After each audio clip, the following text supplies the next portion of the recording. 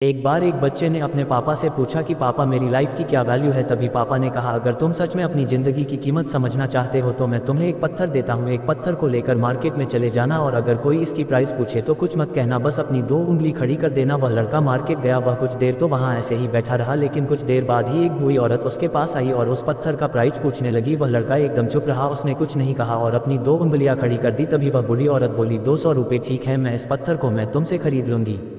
वह बच्चा एकदम से चौंक गया कि एक पत्थर की कीमत 200 रुपये, जो कि पत्थर कहीं पर भी मिल जाते हैं, लेकिन उसका प्राइस 200 रुपये। वह तुरंत अपने पापा के पास गया और बोला, पापा मुझे मार्केट में एक बूढ़ी औरत मिली थी और इस पत्थर के 200 रुपये देने के लिए तैयार थी।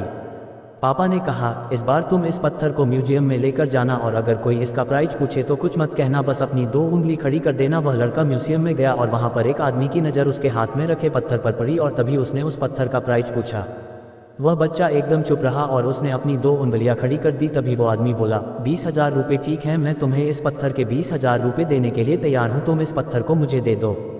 वह लड़का फिर से चौंक गया और जाकर अपने पापा से कहा कि म्यूजियम में मुझे एक आदमी मिला था और इस पत्थर के 20,000 रुपये देने के लिए तैयार था।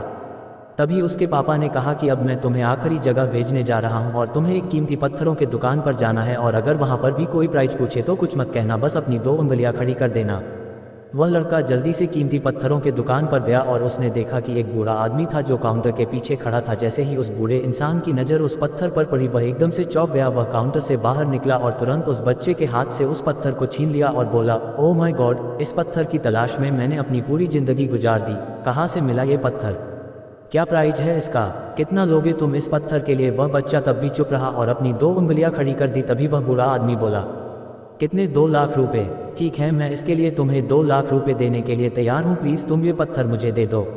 उस लड़के को अपनी आंखों पर विश्वास नहीं हो रहा था। वह जल्दी से अपने पापा के पास पहुंचा और बोला, पापा एक बूढ़ा आदमी इसके लिए 2 लाख देने के लिए तैयार है। तभी उसके पापा ने उसको कहा कि क्या अब तुम समझे अपने लाइफ की वैल्यू? आपकी लाइफ की वैल्यू इस बात पर डिपेंड करता है कि आप अपने आप को कहाँ रखते हैं।